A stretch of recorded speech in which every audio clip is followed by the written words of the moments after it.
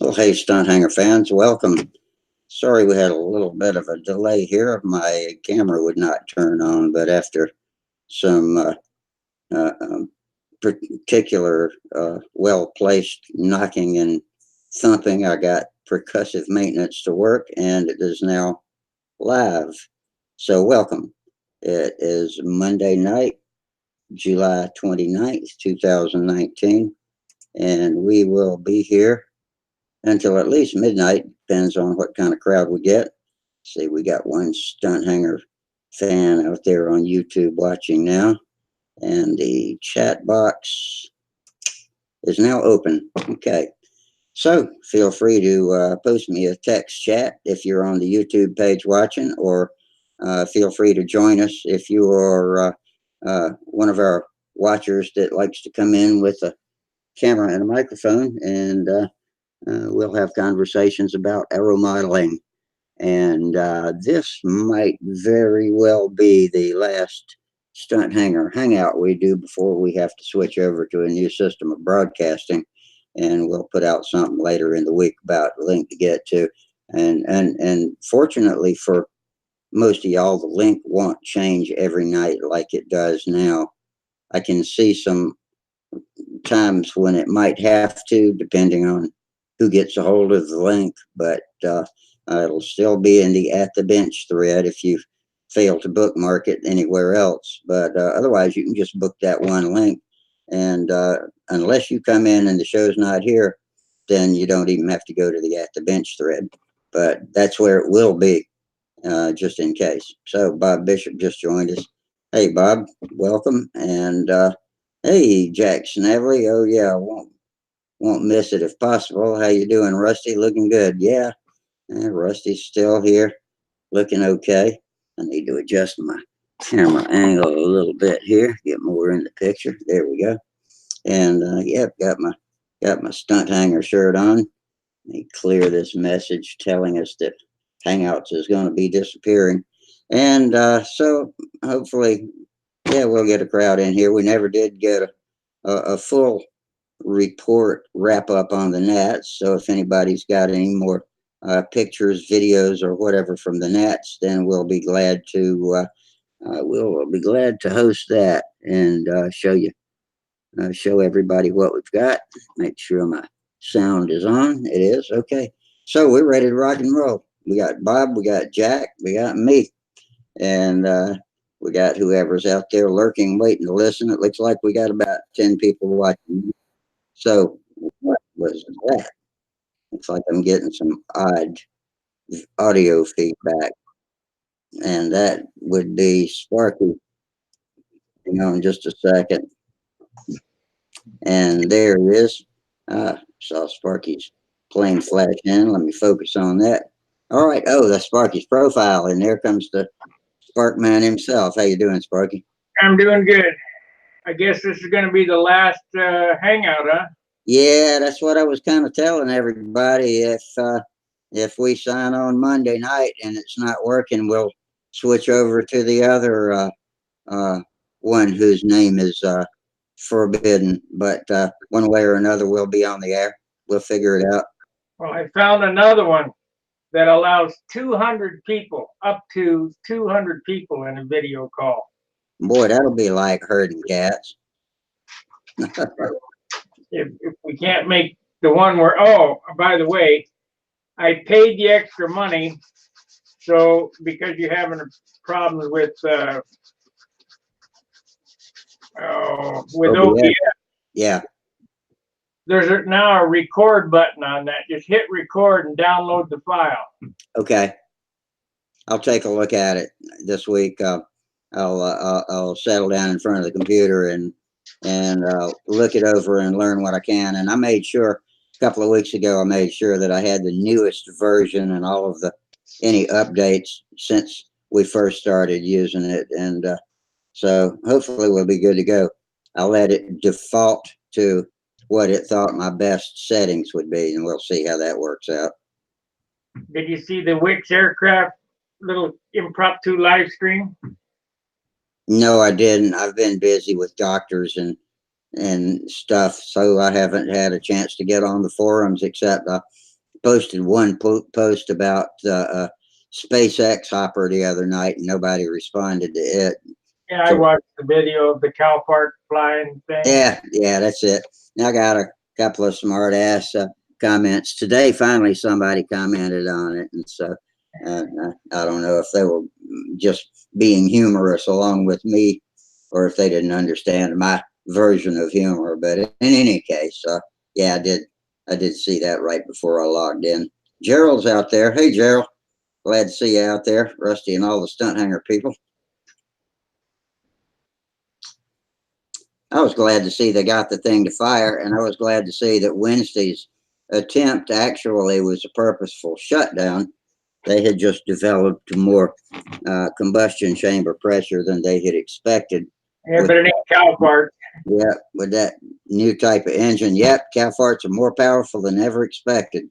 So hopefully when this thing's flying full force, they'll be able to fly 100 astronauts out to the outer regions of the solar system. Actually, real powerful fuel is car tires and oh crap.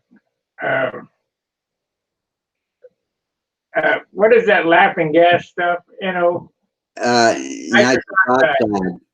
Nitrous oxide and tires makes you good rocket. Oh yeah.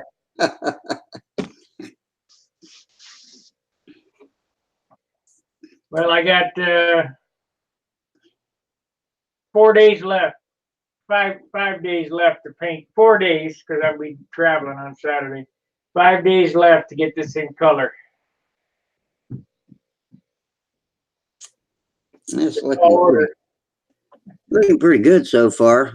So what's your color scheme going to look like? Well, I got a real pretty green. It's going to be white with a green leading edge going back this way, and then like so, and the back half will be white. And probably have some black and white checks, and maybe some red. I got a lot of colors here. It's gonna be real colorful. That sounds nice. It's a little different from your previous color schemes. Yeah, I need to come up with a new plan for color schemes. All of mine are red, white, and blue, but there's only so many red, white, and blue color schemes you can do without getting old. I'll probably fly this one in Huntersville. They have profile in Huntersville, right?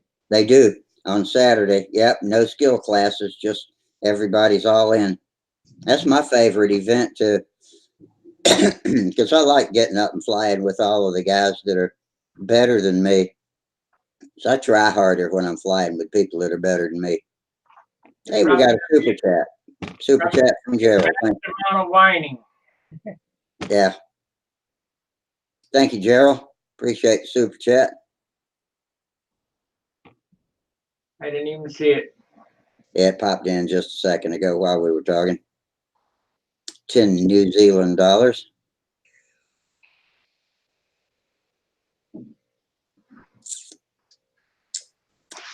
I don't know what's going to be happening with me on Friday. We'll have to wait and see, but I'll keep you apprised. You know, I was telling everybody I came home from the hospital with a lame left arm, and that renders me pretty useless, even though my hips are starting to work good. I might go check into one of these rehab places and see if they can get me put back together with all 4 of my arms and legs working at the same time. So if you got 2 arms and legs? I do. Well, I got 3.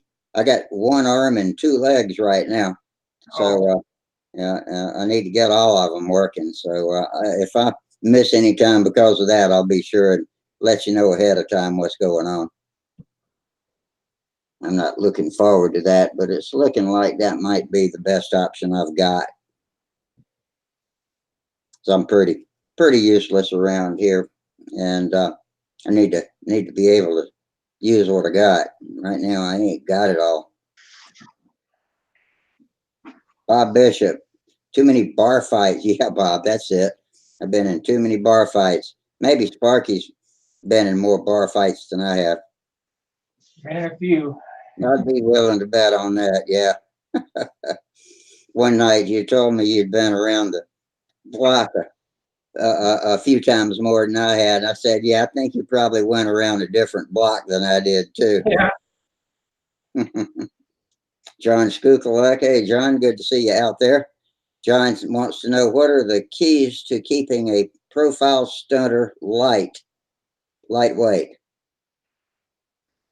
Well, this airplane is probably going to be about the same weight. There's no difference between a profile and a built-up fuselage or built-up airplane, especially this one, because it's the only difference is the width of the fuselage. It's still got the same amount of wood. The foam wing is what makes it an ounce heavier to start with. This one weighs 32 ounces the way it sits right here. And so we're looking at probably around a 60-ounce profile. So this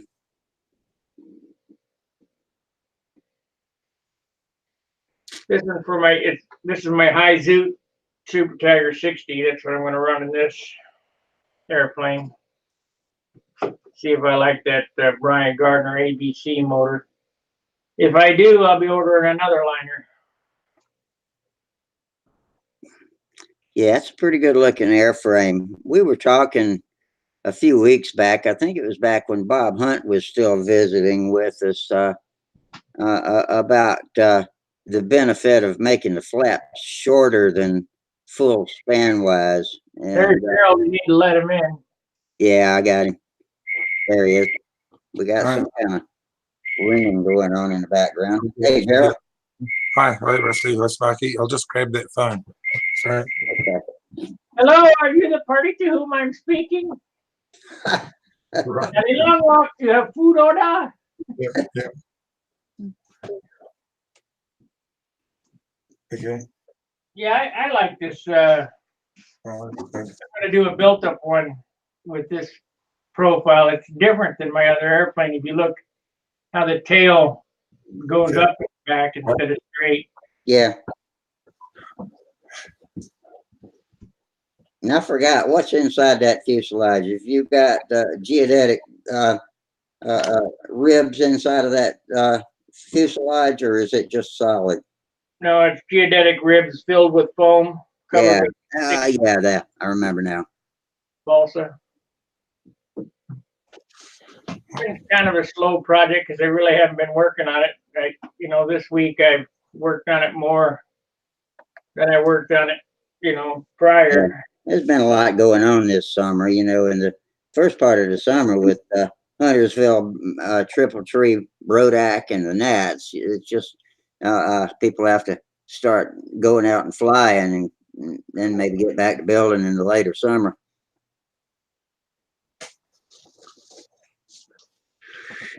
Jack Snavely says his junior ringmaster is red, white, and blue, and it's got borderlines of the third color on each two color boundaries, like at the red-white boundary, the line is blue and so on, but otherwise it's like the box picture, I guess. I'm going to show you a custom green. This is dope. That was made for me. It'll blow you away.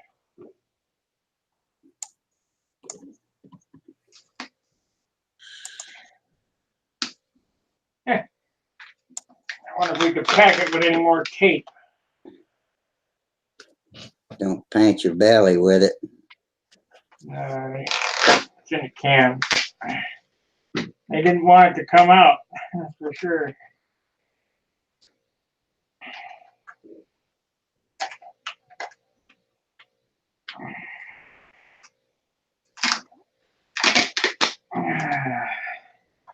I've learned a few tricks on dope, so I don't have to end up with the same crappy colors everybody's got.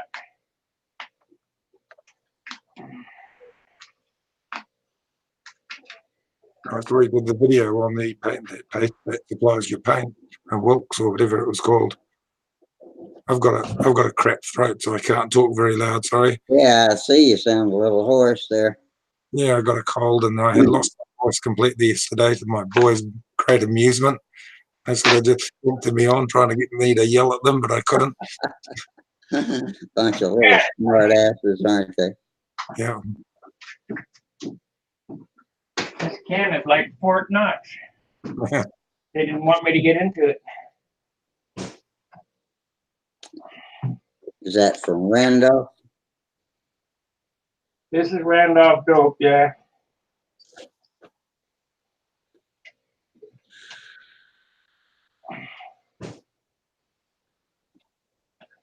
When you see this green, you go, wow. Hope the camera will pay it justice. Well, I'm gonna put it up close. Gonna put it in a jar.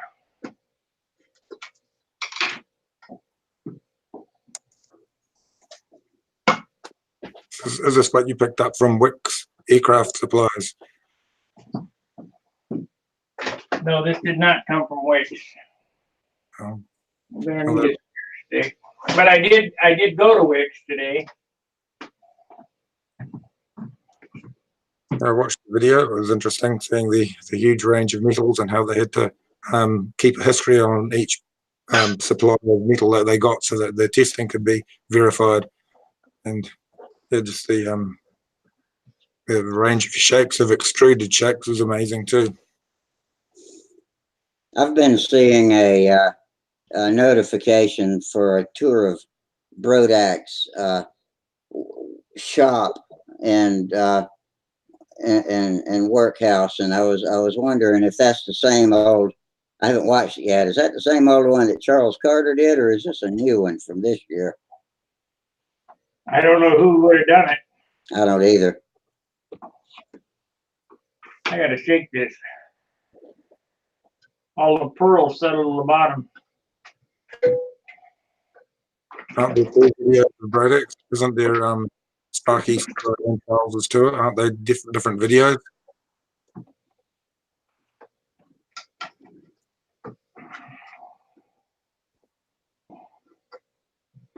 Might have to take it to work to shake it on the shaker. Yeah, we'll just get it on this.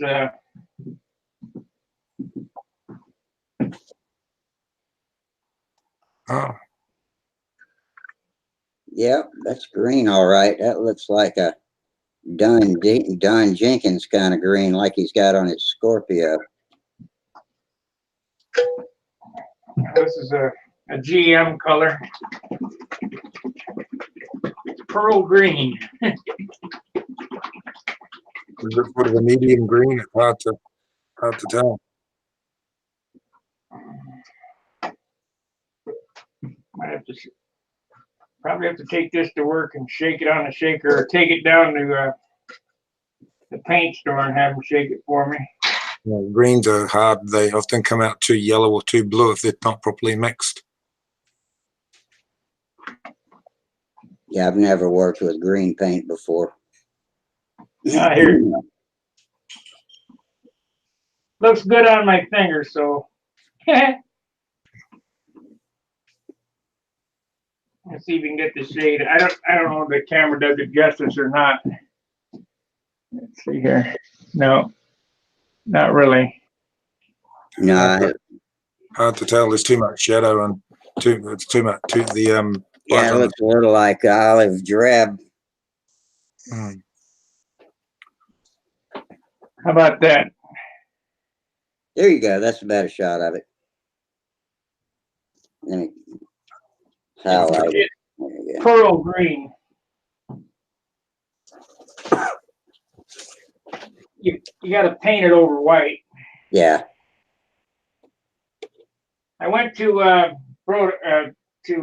Wix today. You know, I'm working on this primer substitute, and they have a stuff called Rando Fill. And I thought, well, give me a quart of that, I'll try it. Well, guess what color it is? Silver. Oh, I suppose it's designed to block UV as well. Yeah. And the guy that's there, he doesn't really do much.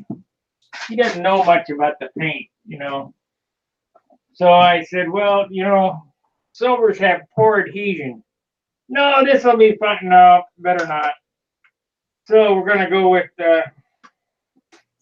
I'll go with this can. I'll give these cans of primer that I got at the Nats. We'll try that stuff, the Crest primer. And if that don't work, it's gonna be baby powder and clear dope. Yeah. Yeah, there's the old method, the old baby powder and clear dope. I think I still got some of the old talc there, stuffed away somewhere. Don't you have some zinc stearate, Sparky? Yeah, I got it. This stuff here. It's lighter than baby powder. Yeah. Yep, ZS. I'll just go and get a drink before my throat completely seizes up.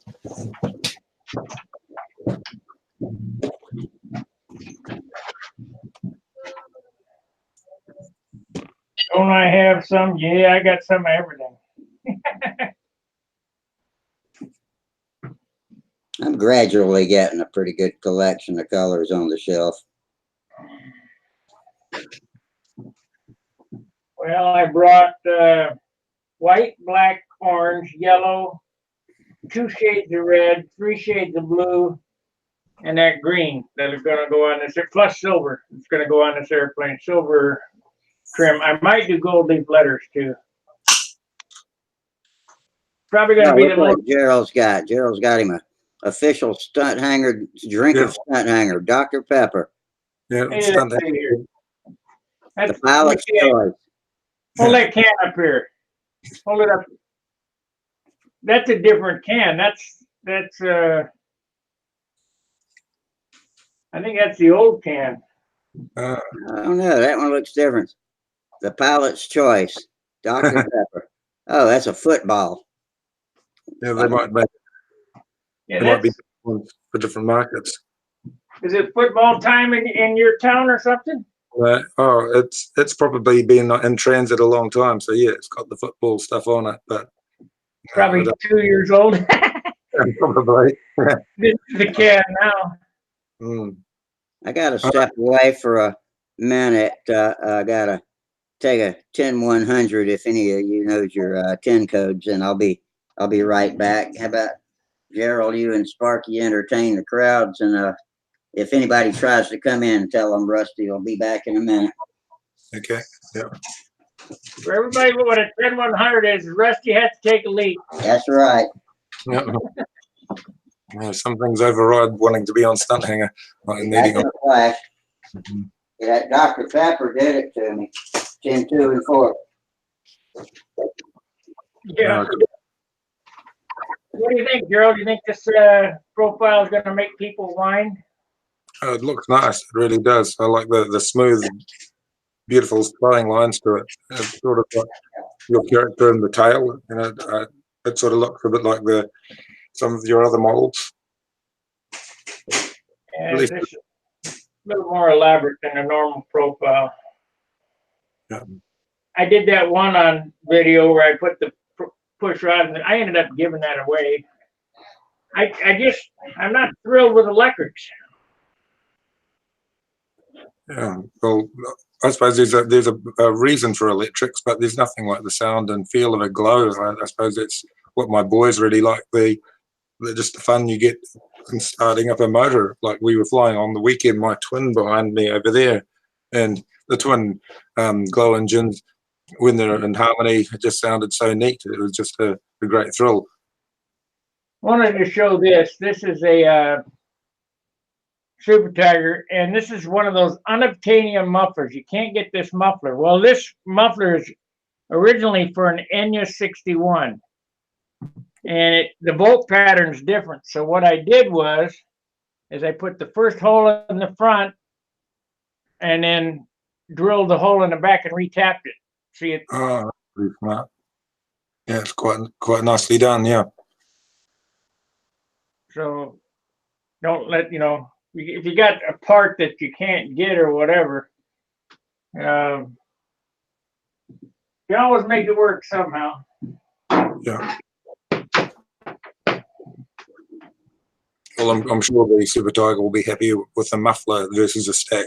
The stack always sort of knocks some of the performance off, and they always run a bit hotter with the stack. They don't run too bad with with a tongue muffler, but that's so much quieter. Plus, you can put a little weenie on the bottom, and the exhaust you can point away from the airplane. Yeah. The tongue muffler just goes everywhere. Yeah, yeah, I was going to say that. Yeah, all those little holes just make it really good to spread it out. Yeah, it just sprays everywhere, inboard, outboard, wing, top, bottom, everywhere. Yeah. Actually, I was working on an idea of a profile I've got here, and I was going to use one of these. No, I don't know if anybody's been using them for stunt, and that's the X55, the OS 55. They reckon they've got a lot more power than a 60, so I'll say that before I weigh it. But with the muffler, I'll grab my scale. That's the replacement for the LA46. But it's a lot. What size is that, Gerald? 50. It's a 55. 55. Okay, so it's a 60 size. Yeah, they reckon they've got a lot more power than a lot of Take the muffler off and weigh it. Okay. I'll give you a weight with muffler first, and then I'll do it without muffler. Hey, 16. 16? That's too heavy. 3 ounces too heavy. Yeah, that's with muffler. I'll take the muffler off. The muffler's heavy thing. Rusty's gone to the bathroom. He'll be back in a minute, and he'll let you in. Petranova. Rusty will let you in as soon as he gets back from the bathroom. Pro ET Nova. Oh, there we go. Pro ET Nova. Yeah, I'll be back in a minute. It's Jared Hayes, isn't it? Oh, Jared, yeah. Yeah. I'll say hello to Jared, but yeah, I've just got to wait.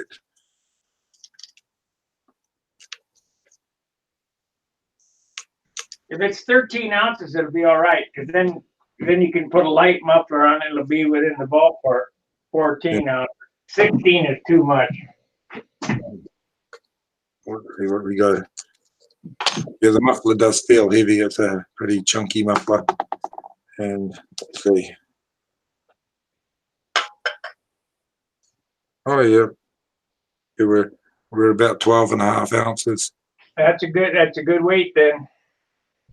You put a tongue muffler on, it'd be 13.5, and put one of these mufflers on, it'd be 14. So if you can find one of these mufflers. Yeah. Now, Jim Lee's son was flying his Mustang at the Nats, and they are coming out with a carbon fiber tube muffler that was ultra light, really nicely made, but it was a prototype. I'm going to get one of those, so we'll see how that goes. Will it last? That's the only thing I've heard about the pipes. They only really last a couple of seasons, and then they sort of break down with the heat.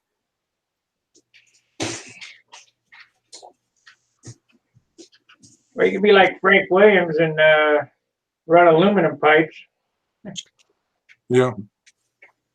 Well, one thing I did in the past, like, it's a long time ago, back in the 80s, when I still had good eyes and I was able to weld very, very well, is I'd get tin plate and I'd weld it up with copper wire, and that way a very light tin. Yes, they let Jared in. I knew somebody would come if I left. There we go. Oh, it's Jared Hayes. Hayes bringing the model. Yeah. Here comes Jared. Hang on. There we go. Pro ET Nova is on the air. How you doing, Jared? Doing all right. How about you guys? Oh, not bad. Sorry it took me a minute to get you on. I had to make a break for it. Oh, no worries. Let's see. While I was away, Bob Bishop posted a question, and so did Jack Snavely. Okay. Jack says, I need some Weber green as seen on the 2.5cc Mach 1R in place on the heads, please. And Bob Bishop says, out of passing interest, Harbor Freight has $130 paint shakers. However, they're pneumatic. Yeah. And if I take it to work, I can use it for free. And if I take it down to the Sherman-Williams paint store, I can have them shake it up for nothing. Mm. That's what I'll probably do tomorrow. How do the ones in the paint stores work? It looked to me, I figured it was just a counterbalanced motor with a spring on the tray. Is it more than that? No, they have a clamp. It clamps the can like this, and it just shakes it like that. Oh, back and forth like that. Okay. Hey, Sparky, is this the paint gun you said to get from Harbor Freight? No, No? Okay. that's the purple one. Yeah. No, the one that I use from Harbor Freight looks like this.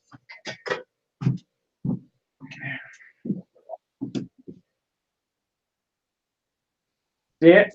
Yeah, my screen's so blurry I can't really tell what's you know what the difference is, or I got those purple ones. They'll work for a couple of times, but then they throw it away. yeah. Present to everyone, Rusty, so he can see it. Okay, I got it presented to YouTube. Let me give it to everybody. Present. There we go. Everybody's got it now. All right. There, it's coming in better. So it's this all silver one. Right. It's $29 for this one. Okay. I'll have to The go. other one that we got are $9, and I got those. And like I say, they'll work. I think this is one of them, or maybe this is a side loader. They have two different kinds. This is a big one of those purple ones, but they don't work very good. And this is a side loader, like Wendy uses. They work all right for a short period of time, but they kind of dribble everywhere. Yeah, they had a bunch of those types at Harbor Freight when I was shopping, but I went for the little baby ones with the siphon bottle on it.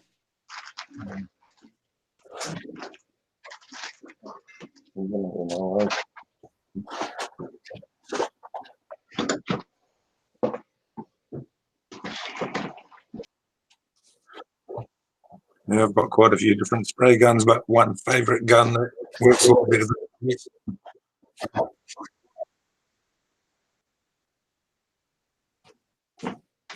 I misplaced these.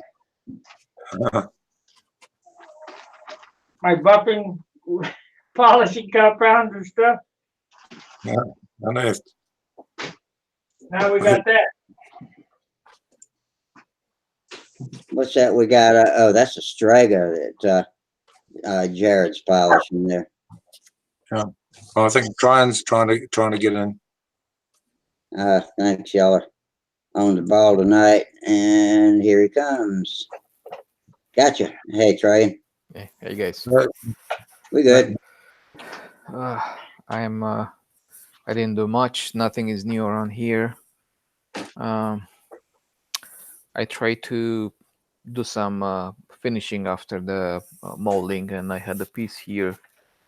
Nah, it's not here. It's probably in the garage somewhere. It works fine. So I think that's what we're gonna do next on subsequent models.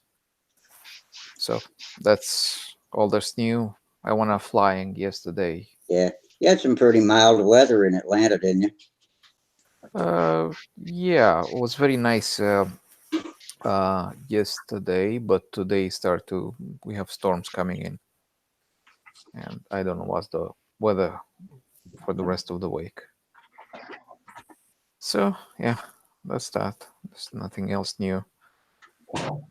Yeah, I just went out flying. I tried to get used to the plane and see what I like more. Do I want to be, smoother, slower in the corners? When I want to go harder, just try to find myself. It's like see what I really like and yeah, what suits me. And the little details you got to start working on the other night. Yeah, because I'm so inconsistent because I'm doing something a little bit different every time I fly, and then I have to start with something, and then I have to keep that something constant, and maybe just vary just ever so slightly from flight to flight, from just. But that's the general idea. So I went out, just I didn't put patterns or anything like that. I would just try to push the plane hard and see how it likes it. Yeah. So yeah, that's all I have to say about that. Yeah, it's like it felt a little bit softer on the lines compared to what I had when I was in the at the triple tree. At the triple tree in the zero wind and light air that we had Yeah. over there. Well, It yeah, it was was it was light I air in triple tree. it was much better line tension. I had much better line tension over there. So maybe my lead outs are not exactly in a perfect position yet, but that's about it. So when the wind, when I get a little bit of wind, doesn't matter what the wind is, just it's a lot better. Yeah. Like I can just really wail on it, and it's gonna stay wherever I put. But anyways, it's just details, just I'm learning, I'm making progress, I'm trying to establish some kind of a routine and like a baseline, a square one, like Wendy used to call it, a square one, right? Yep. So you can always go back to the square one, and if you don't like something, and just go back and forth, basically. So have you got some new electronics ordered for the twister? No, Steve said he's gonna send me something. Mm. Probably he sent it, or I don't know. For the twister, what I did, I just put a RC receiver on it, and I use my radio to power it up and down. Yeah. So that's basically what I did. And the twister flies good, It's like, but it's flies like a twister. What can I say? Hmm. It's just a little 40 size model, I think we'll probably use a little bit smaller prop because the motor seems to be just kind of sagging a little bit as you load it up, and it's not it's not like a more of an active or a constant RPM stuff like Yeah. that. I think, which makes me think maybe the is the KR timer. I think I saw something that Sparky sells, or I'm not sure if he sells them anymore. Those timers, I think the KR timers, or one of the other ones. I don't know. Yeah. Well, there's the only ones I know are the Chris Renical KR and the Hubin Yeah. timer. Yeah. I think the KR timers have like a sensor that it puts a line on one of the leads that goes to the motor, and it monitors the motor RPM. So if the motor tries to sag, it bumps it up or something like that. I don't know Yeah. how it does. How it's As done. opposed to a inertial sensor. Mm-hmm. Yeah. I've got one of them here, the KR timer. I think it's Keith Renical. I had it planned for that to 40. I was going to build, but I've got enough other building things right now to finish. I haven't got as far as buying a motor or the actual speed controller. It's just the time. Yeah. How when you fly the model and you do a loop or whatever kind of maneuver, does the engine stay constant or does it kind of slow down a little bit on the top? I haven't tried it. So I've been using another system on the electric models that I've got. One's a scale, so it doesn't use a timer, and the other one, and one of the old timers, I think, on that one. I haven't used the KR timer yet. It's just sitting there waiting for me to finish the model. Mm-hmm. Yeah. Okay. So yeah, well, that's that, But even like that, even with that setup that I have right now on the little plane, just it flies great, does a good pattern. Feels a little bit nose heavy. Obviously, it's out of trim because I only have like 3-4 flights on it, so I don't expect anything more than that. But I can burn a whole pattern with it. It's gonna fly it. So Yeah, I did everything with it, just hourglass, everything, just 4-leaf clovers, overheads, square eights, everything. But it's by far is not optimized at all. So that's the story of the Twister.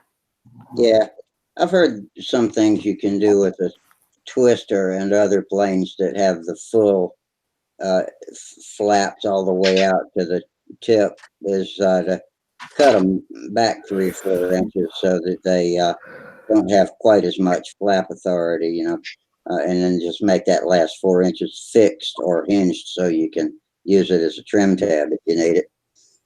And another thing too is putting fences that it's got that flat tip wing and stab, so you could put fences on the outside and see if you got any performance change from maybe more laminar airflow through the control surfaces. I don't know how real of an idea, how good of an idea that is or not, but that was something I wanted Howard to Rush rat turds.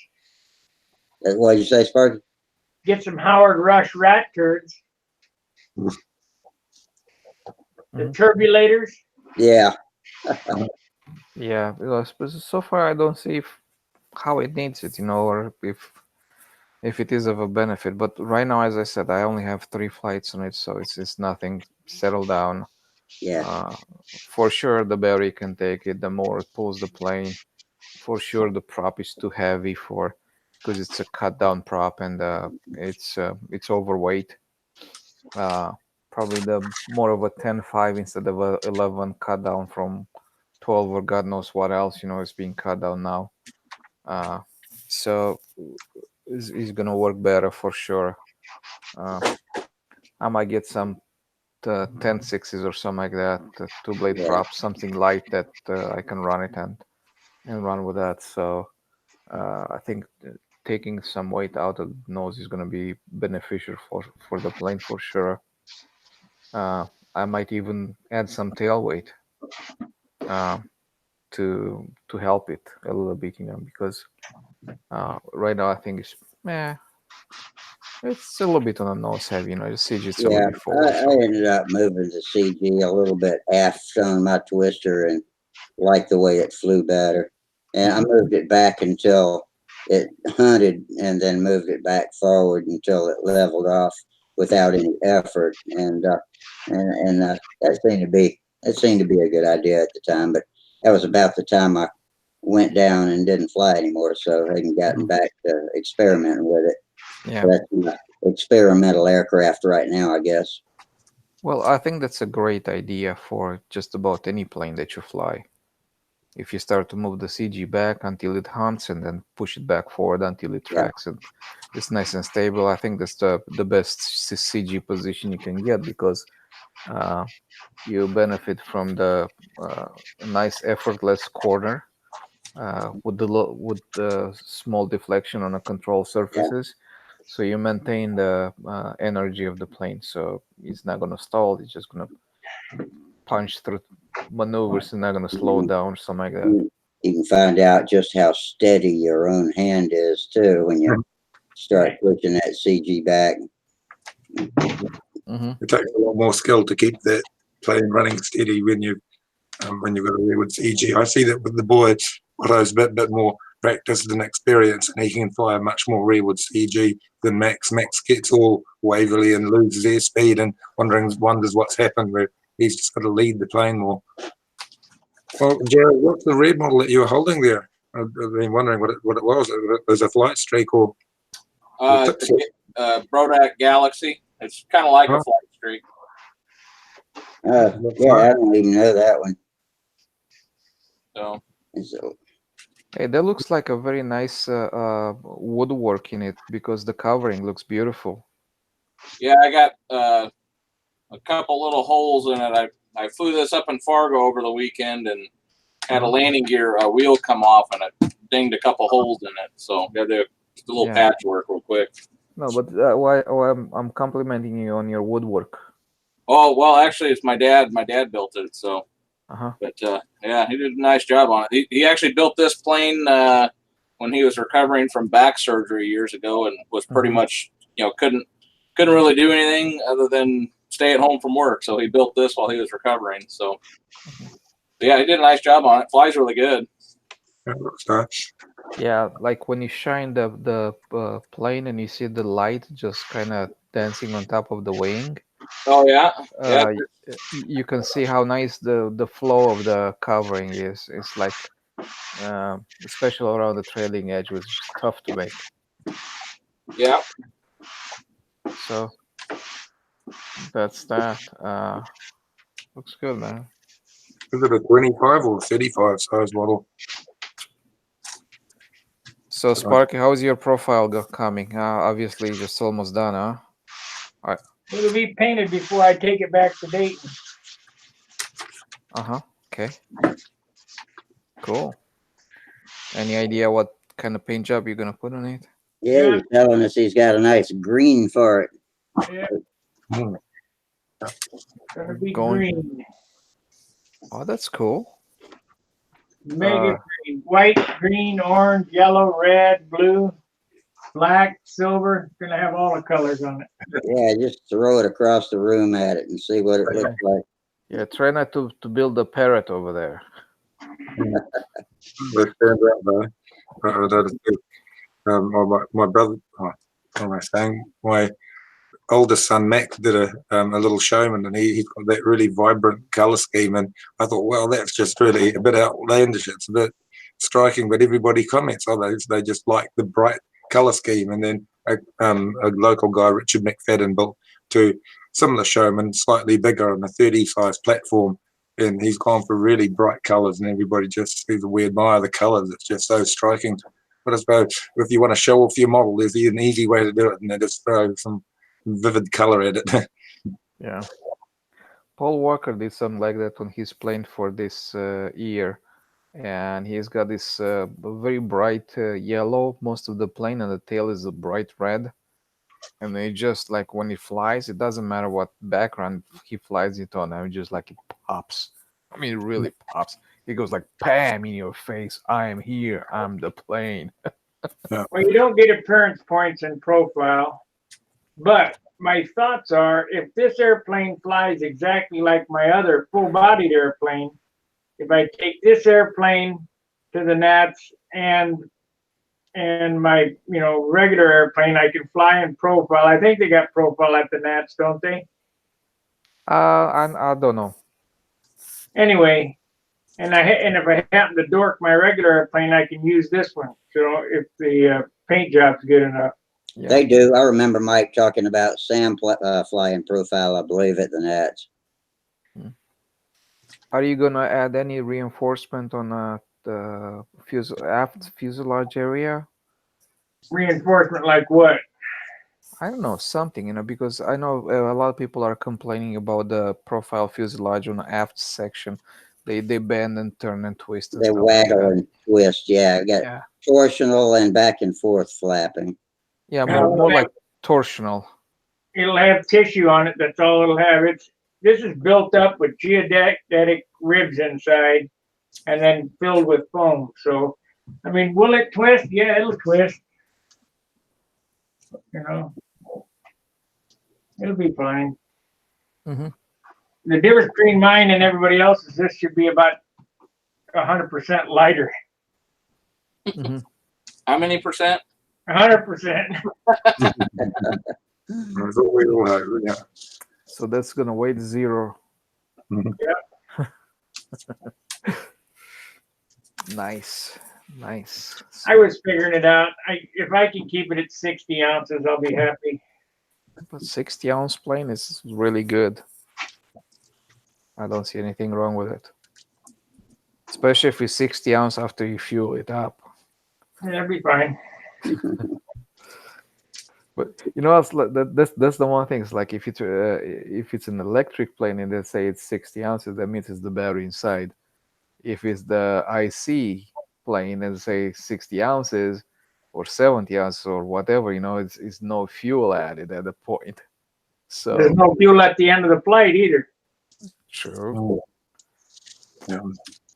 True, but during the flight, he still has to carry all the fuel and beginning of it, and You get all those nice crisp reverse wing overs, that extra nose weight, and then you got that light tail for the four-leaf clover at the end. That's what I was always told anyway. yeah. I was, somebody said about the electric planes to move the lead outs backwards, and I said on IC it was always a little bit more forward. And I said, why in the world is that happening? And then I realized, wait a second, the IC is just actually a compromise from the beginning to the end of the flight, right? While electric is more of it never changes. So wherever you have it, that's what you have it. The same setup throughout the whole thing. Could be an advantage or disadvantage, whichever way you look at it. So yeah.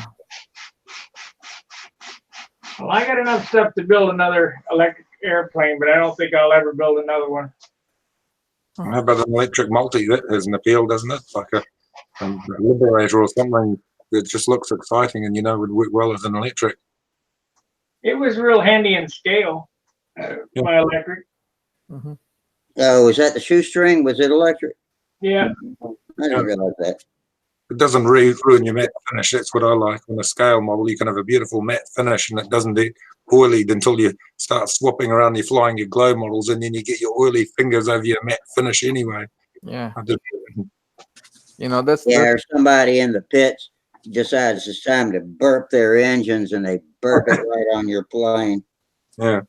I might take that shoestring to Wix and hang it in Wix aircraft. Yeah. The last, from what I understand, somebody asked a question on Facebook about the last European Championship that was in Bulgaria.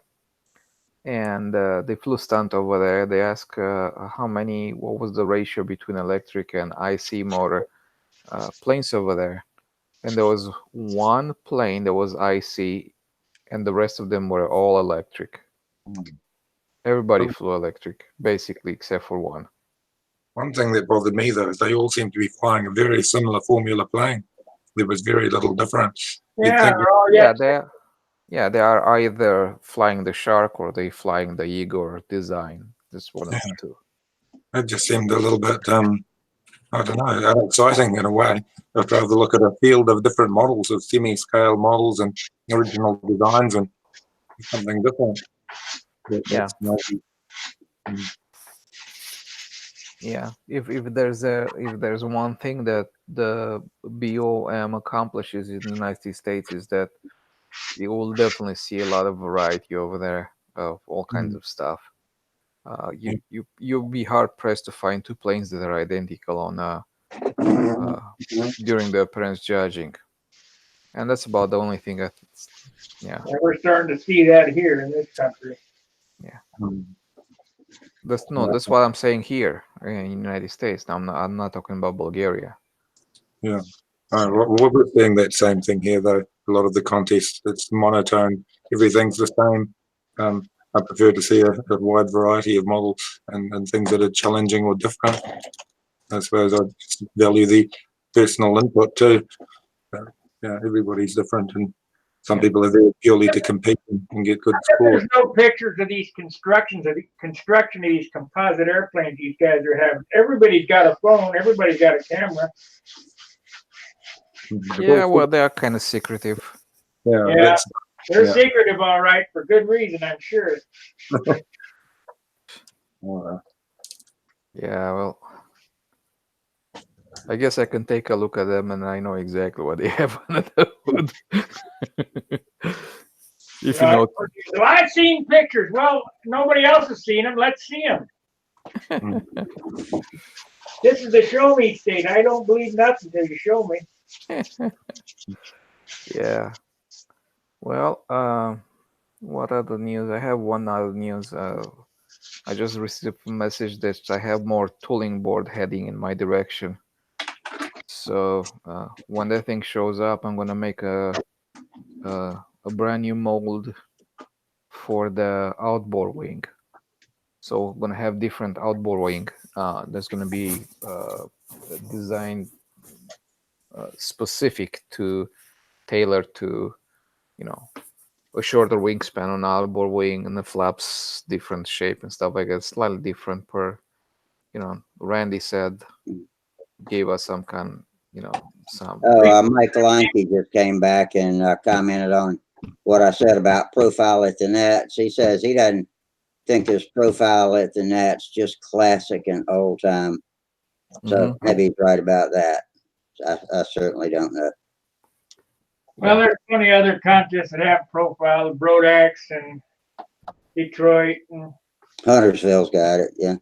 Almost every local contest has it. Yeah. From what I It's know, great. It's a great way to get just everybody flying. No skill classes or anything like that. Just run what you brung. Yeah. Looking at the chat, I remember Jack Snavely asked about the paint for a Weber Mark 1, but I think it's anodized. Just looking at the comments, I think you can't buy paint unless you find something that's matched.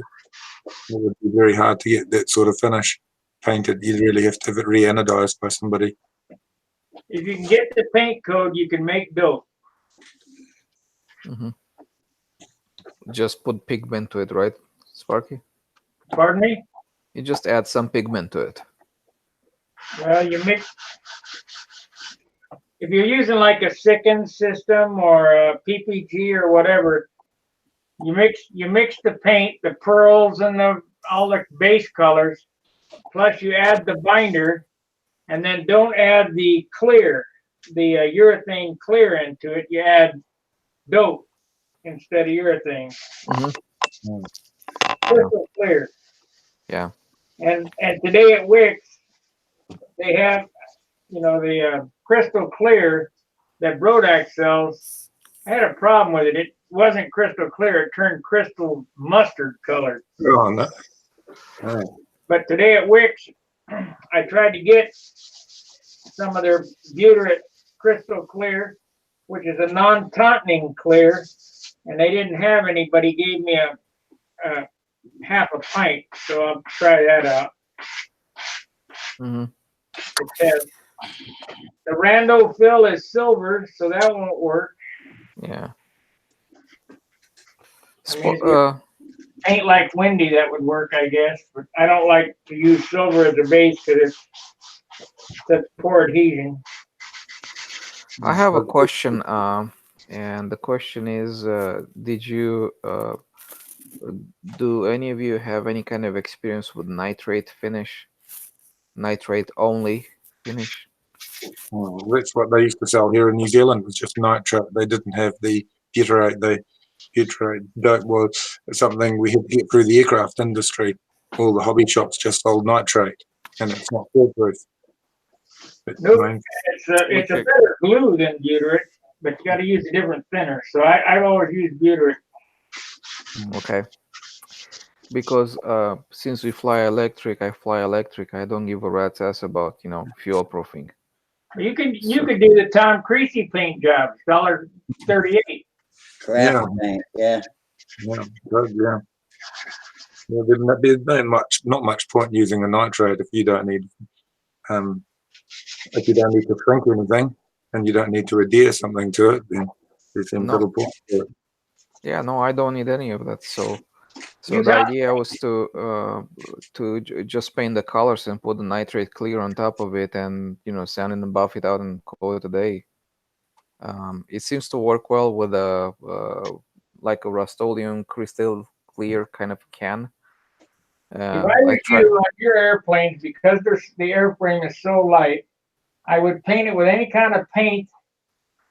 Well, that house paint that Tom uses, that $1.38 stuff, I mean, he's getting light paint jobs. Get the colors, you can go in the art store and buy whatever, and then I would clear it with this stuff.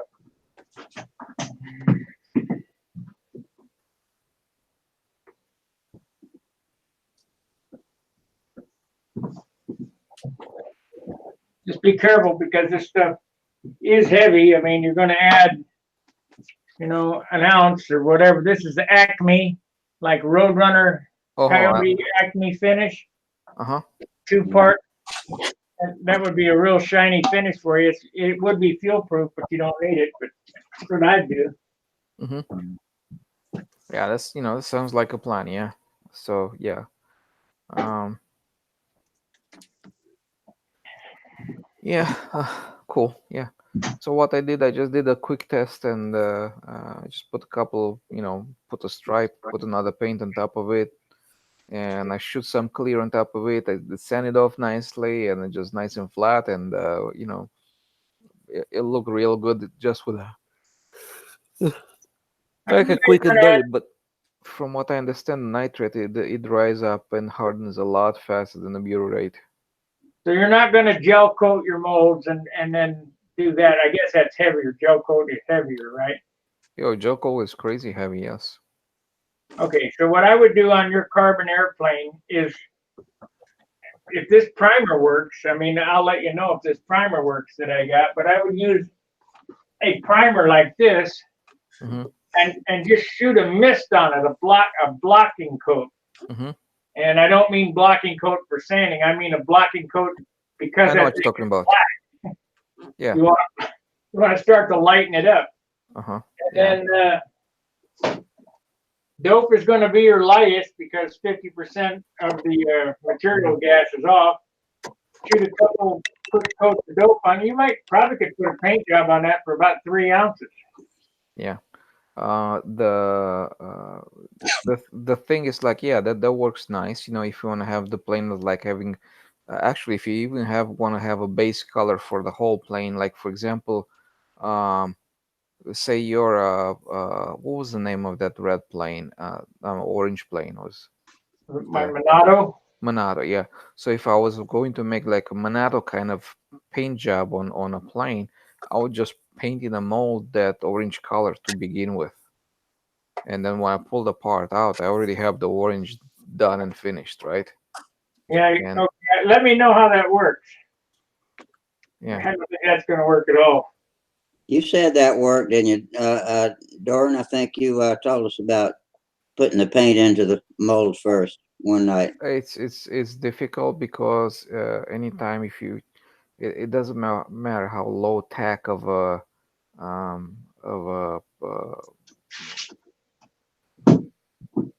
low tack of a masking tape you have or something like that, it's gonna pull out everything. Besides that, putting the clear in a mold, what we try to do, we try to put the clear and then do the masking, do the painting, and then do the molding, right? But the clear itself is very heavy, because our parts turn out considerably heavier than just what we're used to. We're used to making a wing panel about 135 grams, somewhere around there. Yeah, that's the wing with the flaps and the hardware installed and lead out guides and hinge, everything in there, right? Just ready to one wing, one side, right? One side, yes. Yeah. And we're used to that. So when we got 180 grams, when we did the other, when we tried the panels with the clear coats, which is just, we said, nah, is this just too much? So yeah, I think the best we did with some kind of a clear coat, which was just barely a mist. I mean, you can see like a light fog. If you candle it, you don't see the shine from the clear coat, the two-part clear coat. You see the mist and like a fog on top of the wing, and that's all we put over there. Now, my Monado was carbon fiber. The whole wing, the whole airplane was tissue. So it started out gray, or that dark black. And that I used that blocker on there, and that's a 6-ounce finish on that airplane. It's a light airplane. Yeah. So we also want to keep a lot of the. I mean, since the carbon looks so nice, and the weave of the carbon is beautiful, there's no sense for us to cover it. So you're going to hurt on appearance because that's not in the rule book. They don't want any of the material showing.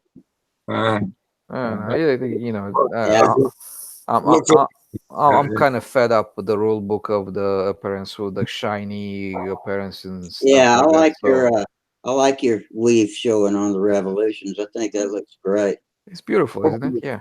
You know, the problem is that all these people will make the same thing, and then everybody's got the same weave appearance. Then Out of you'll the have to same do mold, something. yeah. Mm. So yeah, whatever they want to do, you know. I definitely, Sparky, I want to say that it's very, you can make a very lightweight finish by just putting the base coats in a mold apart, and then when you pull it out, you already have the base coat down. Just put some stripes on a clear coat, and then you're done. What you might try is to dye the resin. You still have the black carbon on the other side. It's not, you're not gonna see it that much. No, I'm saying if you're not going to be able to dye it white, but you might be able to put some red dye or something in the resin itself while you're molding the carbon to red or to a darker blue. Mm-hmm. You used to be able to get pigment powders to go in your resin. I don't know. You still Right. can. Right. Yeah. Yeah, the same thing can be accomplished, Sparky, with just a simple coat of like translucent a candy color kind of thing. Just shoot in the mold and then mold the rest of it. I understand that, but it's all weight. Everything's weight. Yeah, of course, yeah. But like a nitrate, if you do a translucent nitrate or something like that, doesn't add much weight for like a thin coat. Yeah, it does add a weight. Everything has weight. You're right about that. I guess tomorrow I'll be ready to cover. Huh? It looks good, man. It looks good. There's that.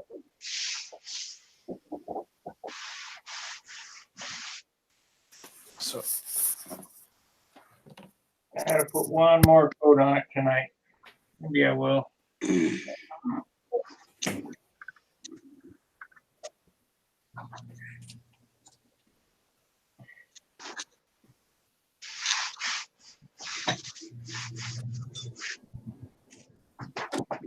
Might as well.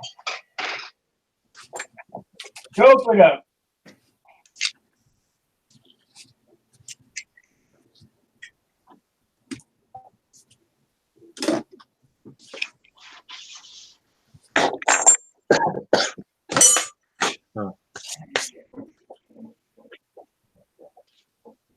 We got some serious plane polishing going on, painting and polishing going on in the background tonight. Yeah. Oh, I'll show you something that looks. Oh, I don't know why somebody did this, but a guy gave me a motor. And it was like a brand new motor. Somebody had got it, and they drilled holes through the plug mounts. Yeah, Why they did that, I don't know. But they tried to put threads in and made a real great muck up of it. But the actual motor itself was like new inside.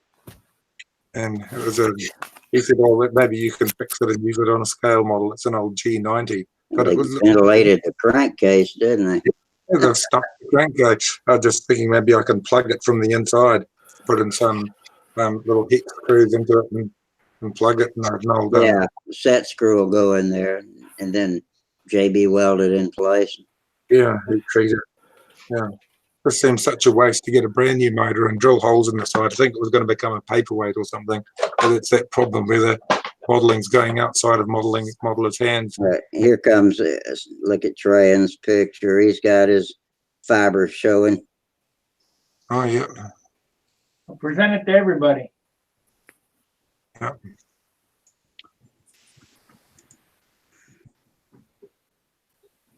Yeah. Yep, that's it. So yeah, that's like everybody likes to see the weave in the carbon fiber. It looks nice. So my test was just to see if I can do just a quick and dirty finish and stuff like that. So it just took me just a few. This is just a few hours worth of work. I mean, it's just not even an hour worth of work in it. I was just fooling around, just put a couple of stripes on top of the chair. I just tried to see if I can bury it in the clear and sand it off and buff it out, and it's just to me, I think it's acceptable. Yeah, it And, looks nice. and you It can gives see it the look. wave. Yeah. And I tell you, I don't think this does it justice. Maybe like that. Anyways, this is a scrap piece that we had over there, and just trying stuff on it. Yeah, that's an interesting effect. You know what? The Chinese will probably bring out a carbon fiber iron-on film, so it makes your plastic film look like carbon fiber. I can just imagine that happening because what they do at the cars, so people can iron this film or stick this carbon fiber film on their bonnets to make it look like carbon fiber. Yeah, they do it on purpose. They want it to look that way. Yeah, no, and actually, some of them are real carbon fiber, but they look, they love the look of it, and it looks good, right? So there's no sense in hiding it behind something else, yeah, it's just So- quite funny because I imagine that's what will happen. There'll be iron-on carbon fiber film just to get that look. But yeah, at the same time, it's nice to add something to make it a little bit different. Yeah, It's a bit of trim and a bit of clear would obviously enhance it a lot and take it away from the raw look. yeah. You can do that easily on a hood of a car if you want to do that. You just take the hood off, just spray with some 3M77, and then get the roll of carbon fiber and just nicely unroll it on top of it, and just Did you see Richard Oliver's carbon nose? It looked like carbon fiber. no, I didn't. That was painted on. Painted it black, and then he took a shelf liner with all the little holes in it, looked like carbon weave, and then kind of airbrush some silver in it. It kind of had a cool look to it. Yeah. So, what you guys gonna do for the hangouts? Our other site. Plus, I found another one. Yeah, the link will be posted in the usual place on Friday night. Mhm. We can't And it share should, though. should be With pretty seamless. With Google, you had to make like a Google Hangouts account or a Google. Not anymore. The other one, you just go for it, Just or follow the link from any computer. Yep. Okay, cool. That is Not for- nice. All right, my school is gonna start soon, so I'm not sure how available I'm gonna be. Or, anyways. So yeah, I'm happy with the results I have on this one on a test piece. It just looks good, and that's why I was asking. Like, is the more technical question that I had about nitrate is, does it buff easily? Do you have to let it dry forever, before you buff it out and send it off, or it just kind of? It dries at the same speed as dope. The only thing, It because does have a lifetime of shrinking, though. Isn't that true?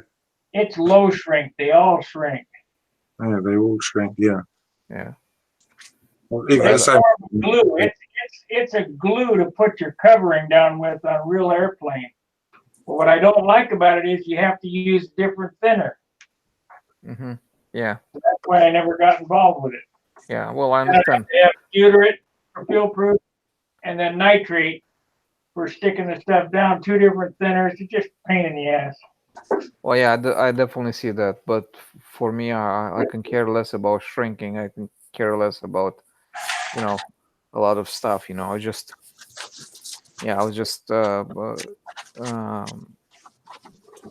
because I don't shrink. I don't put covering on my planes. I don't do any of that stuff. I just all I do is just make. I only put some stripes and some some clear and buff it out, and I'm done.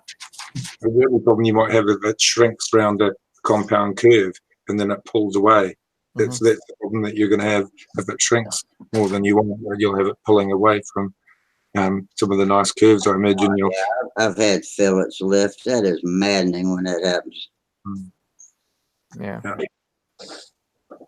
Oh, and fillet areas. Yeah, I think I have about 3/8 radius in all my fillets. Yeah. That's the problem area. I've always tried to make fillets big, and that's a mistake. So Yeah. next time I'm going to try to make them very small next time. Hmm. The trick is don't paint them. Yeah. Or just put as little. Yeah, it's just more my color schemes kind of go around the fillets, so I don't really have an issue over there. Or I think I don't have an issue over there.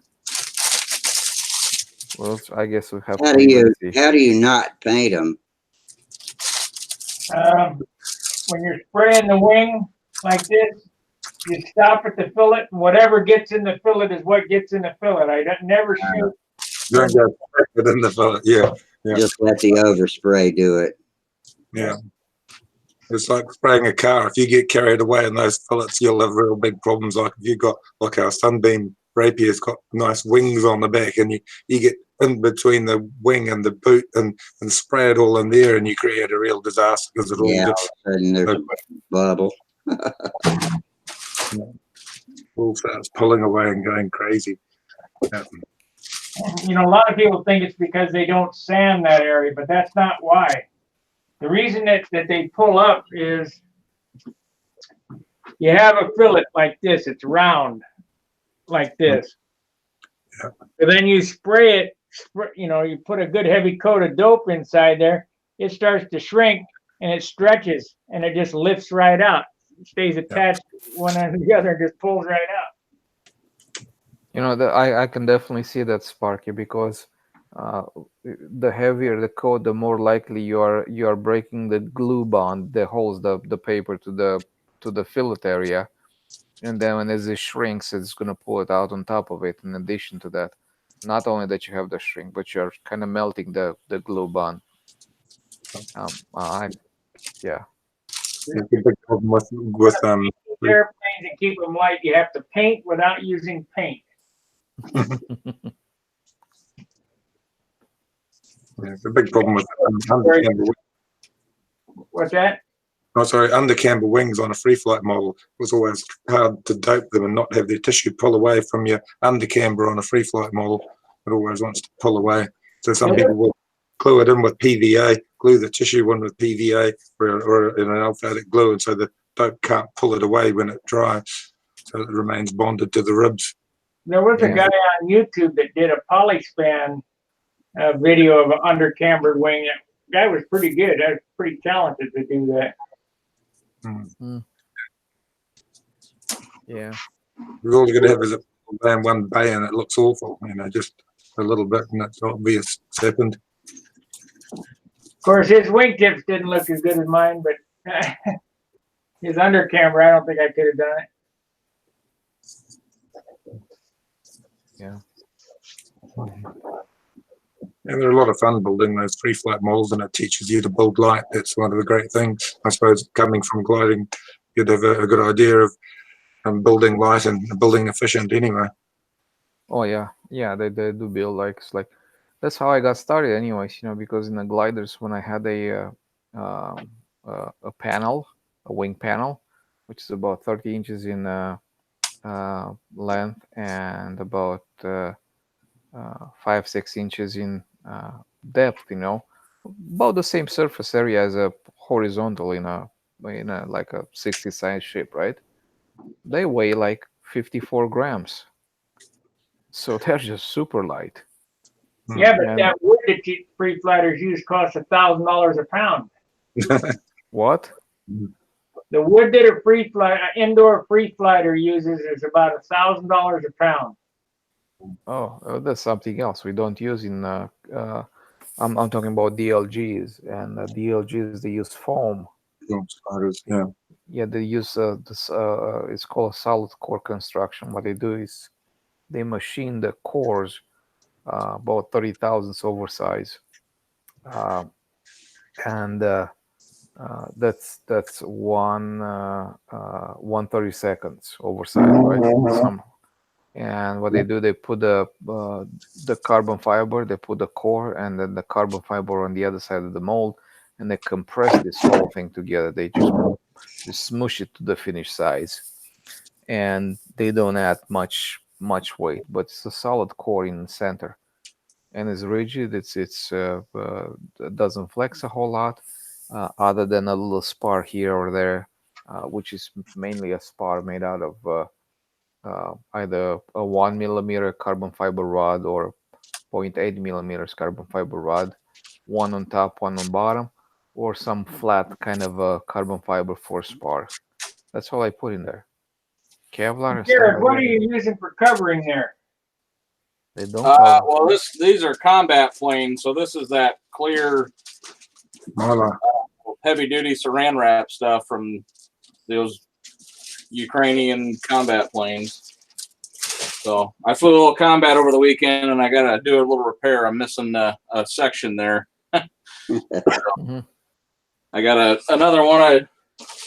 I cracked up parts one, so I'm gonna take this rib out of this one and put back into that one. One slightly used combat plane, only flown on Sundays. This one's been through probably 4 or 5 matches, so but it'll fly again. Did you ever try to use DocuLamp for that, for covering? I've just recently got into combat, so the thing I've found best for repairs is packing tape that's like this wide, that's just wide enough to do one of these panels. You put that on there, just stick it right around, and you heat it with a heat gun, and it shrinks up almost like monocoat or ultra coat. Awesome. And it's super tough. So. Oh, it's stupid easy too. Yeah, exactly. Just tape it on. Yeah, just tape it on and go. Good job, man. That's awesome. Already, that already comes covered in the clear stuff.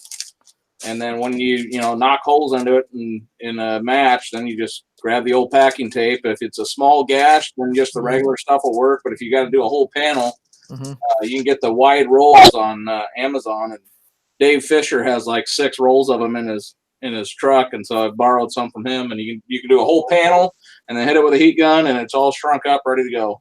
And if you really hit hard, it's already bagged up for you to throw away. Pretty much.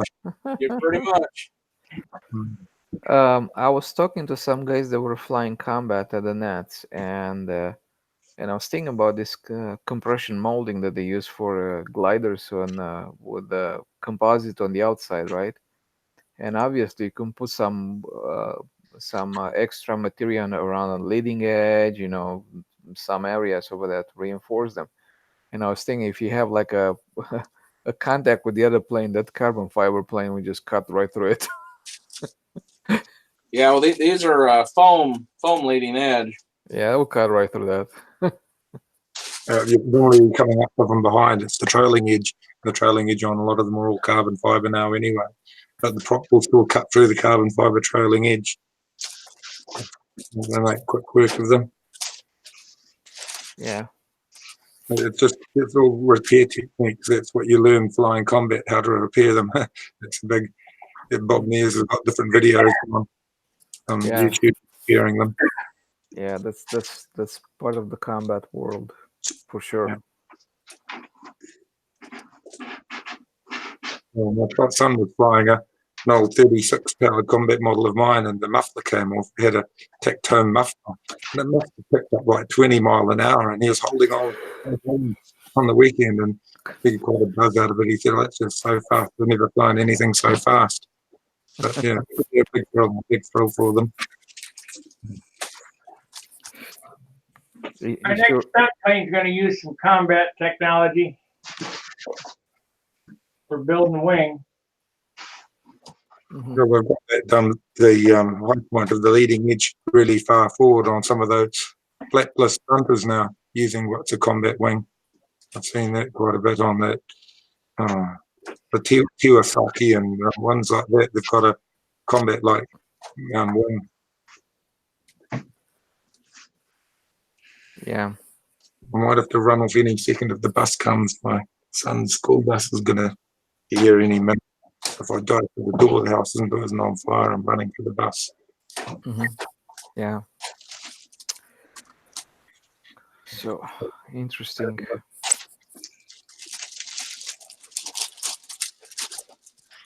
Well, Jared, what engines are you flying on yours? Are you flying F2D or slow?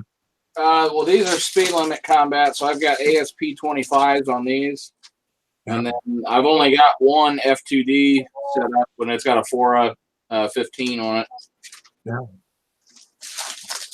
Oh, those are expensive motors, aren't they? Yes, they are. That's why I only have one. Yeah, no kidding. I couldn't get in combat. I think I don't have the money to do the stuff. Shit, I don't have the money to do the stuff I do right now. But luckily I'm having a sponsor. So. And I tell you, the guys that are in combat now, they are serious in combat. Mm-hmm. Yeah. And you look at their rigs, and they show up to the field with 10 to 20 planes. They all got motors on them, and it's like you start calculating that up, and it's like, wow. How much is one of them motors? Well, mine is like outclassed. There's like two newer versions of the Fora 15. I think there's a Super Fora, and then there's a Super Fora with a extended crank or extended cylinder or something. But I think the regular Foras are like $300. The Super Foras are like $350, and then the extended ones are like $375 or something like that. Wow. Yeah. You multiply that by 10 planes, and Exactly. Well, then Right. we got Dave Fisher and Steve Wilk that have custom made a twin and a triple F2D combat. It's got 3 Foras on it. Oh, So almost kidding? $1,000 worth of motors on one exhibition plane, but it's awesome to watch it fly. So I bet that makes one hell of a noise too. yeah, I was watching. I was in Schaumburg one time, and there was a guy that was flying combat over there. Said, "Hey, you want to fly this plane?" I said, "Yeah, sure, I'll fly it." So he gave me one of those 40 size or 35 size Nelson no unlimited combat plane, stuff like that. The thing was so fast. I was like, holy smoke! It's like flying a speed plane. I was like, Yeah. how do you? I was thinking after that, like, how do you guys If fly you the lose it, plane? just stand still. It'll be Do- back. Yeah, how do you fly it, do combat, and figure out where your plane is, where the other plane is, so it could go and cut the streamer when I could barely just fly the damn thing, right? I Yeah, didn't crash it, but I have just recently got into combat last year, just a little bit. I pretty much bought an F2D plane just to fly for sport. Mhm. And the first few times up with that thing, it is so damn fast. I mean, you don't have time to think about what you're doing. If you think about it, you're in the ground. Yeah. But as you fly it more and more, you start getting used to it. And then when you throw a tail streamer on, it actually slows them down. It does tame it, but it's a whole new set of muscle memory you just got to develop. Yeah, and the whole trick, the whole key to it is if you're in a combat match, you don't watch your plane at all. If you watch your plane, all you're going to see is your tail streamer get shorter and shorter and shorter. Yeah. So you have to lock onto the other plane and then Right, just your target. chase to it with your movements. yeah, you kind of use your the line tension to figure out where your plane is at. Yeah. Yeah. So, but that's what I've been doing. But yeah, this combat thing's pretty new to me. But that's a lot of fun. Oh yeah. It's very approachable. Boys enjoy flying different classes of half A, slow and the normal open combat we have here. It's a lot of fun. Well, and then the other great thing about these speed limit combats is they're pretty rugged, and if you take and throw a fatter prop on that ASP 25 and send it up rich, they make great training planes. If you tame down the controls, put them on a real narrow setup handle, almost anybody could fly them. You could have. I think Sam Lunke did a lot of training on combat planes that were converted to fly like that. Yeah. And they dork it in the ground, you go pick it up. The worst thing you might have to do is throw another prop on it and fire it up and go again. So I've been training a couple of kids at our flying field with them, and one kid's about ready to solo. So Yeah, no, they're a great tool for helping people learn and practicing their maneuvers. The young people get bored, I think, quite quickly, and you're giving them something that they can't master that quickly. It gives them a good challenge. But the slow combat motors are cheap as well. You How's can your use dad all- doing, Jared? Is he up to flying? Say again? How's your dad doing? Is he up to flying these days? Yeah. We've been out on the contest trail this spring and summer. We were in Fargo yesterday in North Dakota, and we flew up there. So now they kind of do their contest more like the Nats, where you got to do the first day is qualifying, and then the second day is the top 3 or 4 fly off. So me and him ended up first and second up there, and Is he still flying the Stiletto? yeah, that blue Stiletto. So we're gonna try to come down to North Carolina again this year. Oh, great. I got my room already reserved. Nice. Yeah. Yeah, we have a contest here in Georgia this weekend, and yeah, I'm looking forward to it, to go have some fun, say hi to the guys. Yeah, I love going to contests. It's a lot of fun. Just meeting up with other people, old friends. It's always a Yeah, great day. that's what I love about it. Just meeting all the folks you either have never met before or only knew via the forums and stuff like that. So Yeah. Since I returned to the contest, just start flying stunt and stuff like that. I went to the Nats, and I just really missed Wendy Warnowski and the crew. Those guys were just like if you want to know where the party is at and where the fun yeah, is at, you sounded like just a have frat to house. just look them out. And the shenanigans they were up to over there just nuts. Anyways, I miss him. Anyways, Never had the pleasure of meeting him except on his videos. He's not a true. character. Not true. I actually met Wendy in person. We spent some time together back in between '96 and 2002 or so. Hope he's doing okay these days. He's doing fine. He's just started to do. He's painting some motorcycles and Yeah. more motorcycle stuff. Kind of restoration slash. Kind of. Just doing his own stuff. I always wondered, and I want to ask him, what did he quit or something like that? So, because from what I understand, he sold everything. He didn't just quit. He just disappeared completely. Yeah, that's what I heard. I guess he got burned out, maybe. He'll be back. Yeah. Yeah. My buddy Wayne has got so many hobbies, he can't keep up with them all. He goes from one to the next and does all of them well. Mm-hmm. Yeah.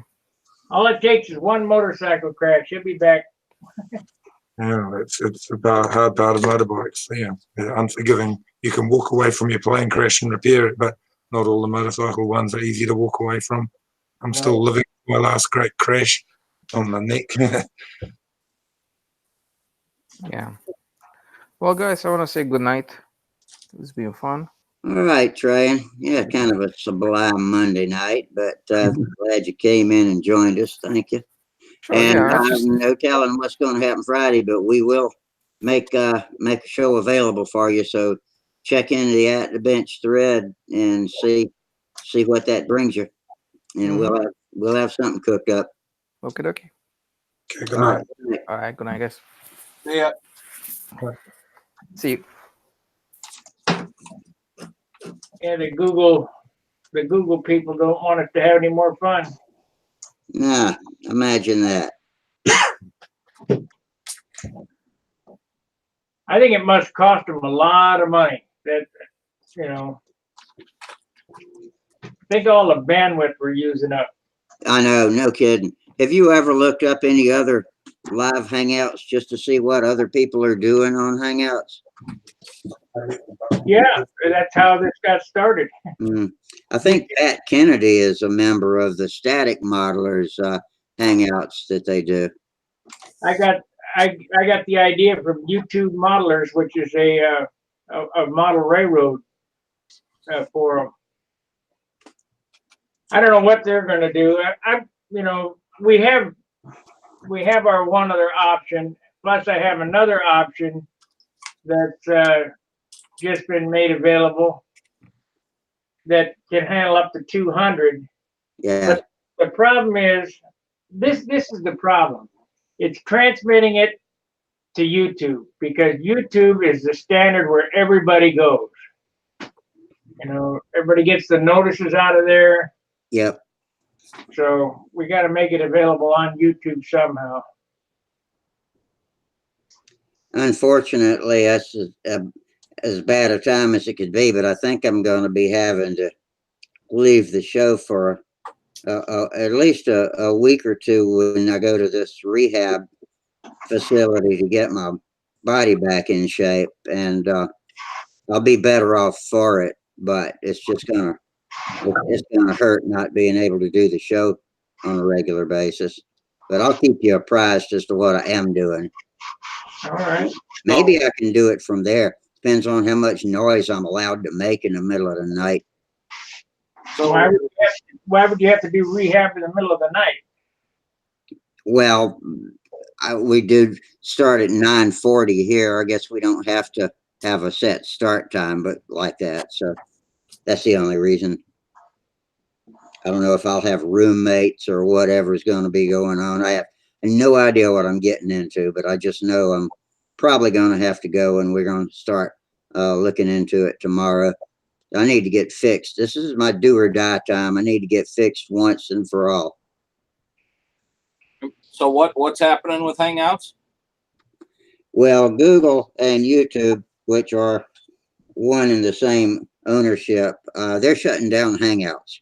Like Oh, I didn't know that. program we're on now as of August the 1st. So this might be the last Hangout show that we do, unless it shows up again this coming Friday night. But Sparky's got a couple of options for getting us all able to gather together and talk aeromodeling.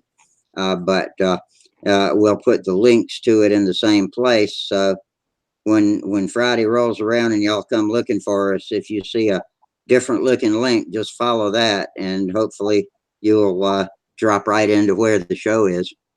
Okay. I didn't know Google was doing that. But it should be simpler to do. You don't have to have any extra Google Hangouts software or anything like that. You should be able to click the link and drop right in. And we've got to figure out a way to record the show and get it on YouTube, and also to have our live YouTube audience. That's what I'm most worried about losing, is having all these guys out here that, because right now we got 18 people watching us on YouTube and 3 of us, not including me, watching on the live video. So you can see where the bulk of our audience is already. Right. And the reruns will always be up. They'll be posted. So it's just something we're just going to have to see how it works out. And like I was saying, it looks like I'm going to have to do a stunt in a rehab center just to get everything back working like it's supposed to be. I need to be back flying and having fun like a boy ought to be having. Yeah. Worry about yourself. Don't worry about the show. So is it your left shoulder that you fly with, or the right shoulder? No, it's my right shoulder that I fly with, but my left shoulder is critical to the rest of my body. And it's amazing how debilitated it is having one crippled arm. But I can walk without the walker on both legs if I want to. I'm not supposed to yet, but I can. And so it's all healing up. The hips are nice, no problems. It looks like they're hooking up. But I just got to get back on my own 2 feet so I can take care of myself around here. I can't even take care of myself, put my clothes on, that kind of thing, So I know what it's like not to have a left hand because my thumb. It's like having a thumb or a hand without a thumb. yeah. But that's all healed up. So Yeah, is it's my looking. grinder accident too. Just about all of it. Ooh, boy. That's healed. That's almost done. How did you get that one, Sparky?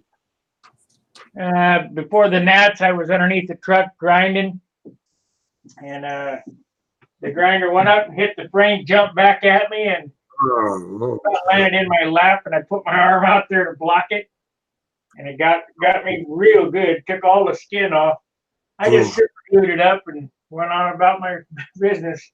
Oh, yeah, that's chew the meat out. They're just unforgiving a grinder. I use a lot of super glue for repair. I do too. I do. don't have, there's not a room in this house that doesn't have a tube of thin CA in it. And a box of baking soda scattered here and there. Hey, Sparky, will you be at St. Louis contest this year? Probably not. I'm probably working. Okay. I'll be back in a minute. I'll just see the boys have got some afternoon tea and I'll get a coffee. Be back in a minute. Well, my airplane's got all this clear on it it's going to get before paper. All right. Put some paper on it. It's got 4 coats of clear on it. And that's one more than I normally put on them. Nice looking bird. Not bad for building in a closet. Nah.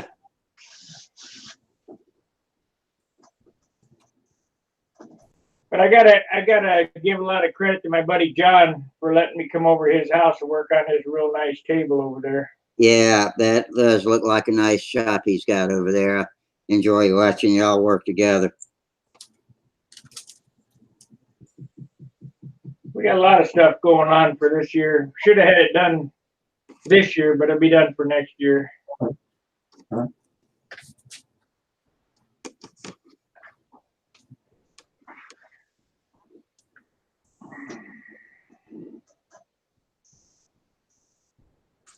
Got to figure out how to make these airplanes 10 ounces lighter. Yeah, bore some holes in it. No. They got to leave parts out. When in doubt, leave it out. Yeah.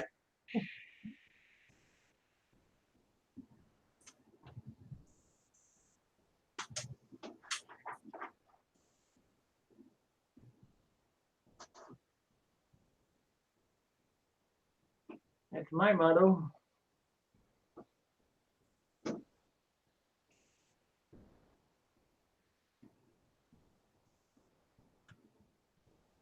Well, I'm probably going to hit it myself. I guess, Gerald. Yeah, I usually like to run up till 12 o'clock, but it's 11:25 now. I might go ahead and shut her down a little early and say goodbye. I'll wait till Gerald comes back. Gerald and Jared, I think they're both away from the camera right now. I'm still here. I'm just on the other side of the room. Okay. Yeah, I wonder where Tom Creasy's been. Have y'all y'all been seeing him anywhere? Saw him at the Nats. Does he seem like he's doing all right? Oh, yeah. $1.38? Heck yeah. Yeah.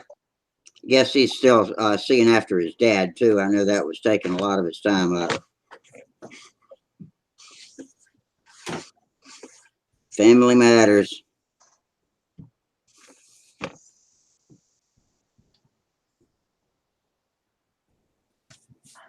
Oh, man. Tired.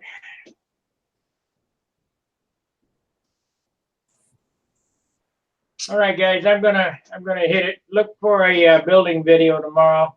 I'm gonna work on this on camera. So we'll see you later. And like Rusty says, if we don't have an option for Hangouts, we'll have it in the bill at the bench thread. Yep. One way or another, we'll have a show. All right, guys. See ya. Okay, Sparky. Tight lines, fair winds. See you later. Yeah. All the other good stuff.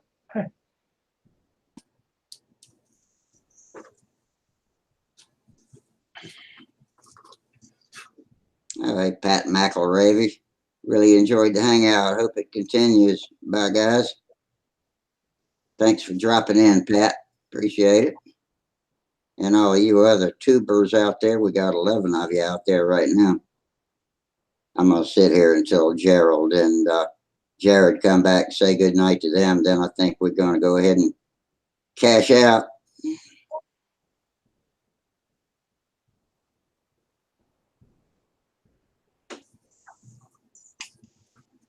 Seems like I had a funny, this Jared. Seems like I had a funny joke. Let me see where the heck. I found a joke and put it in a folder and said, I need to tell these guys on Stunthangar.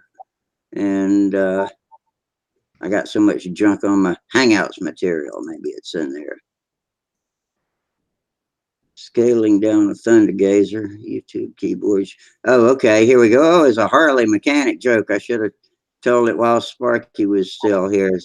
The mechanic's removing a cylinder head from the motor of a Harley motorcycle when he spotted a well-known cardiologist in his shop, and the cardiologist was there waiting for the service manager to come take a look at his bike when the mechanic shouted across the garage, hey, Doc, want to take a look at this? So cardiologist walks over, a little bit surprised that the guy had shouted out at him, and walked over to where the guy was working on the bike. Mechanic straightened up, wiped his hands on the rag, and said, so, Doc, look at this engine.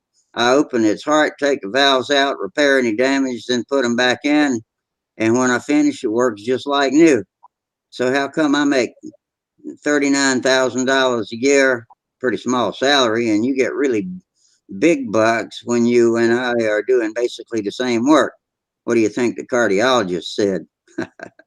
He says, yeah, but I do it with the engine running. Yeah. That's a good one.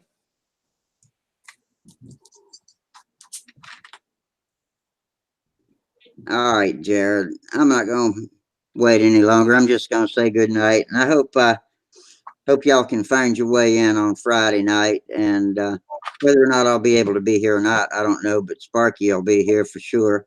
And if I'm not here, I'll be posting a message telling you when I'll be back, because I'll know more about my PT status and all that at that time. So All righty.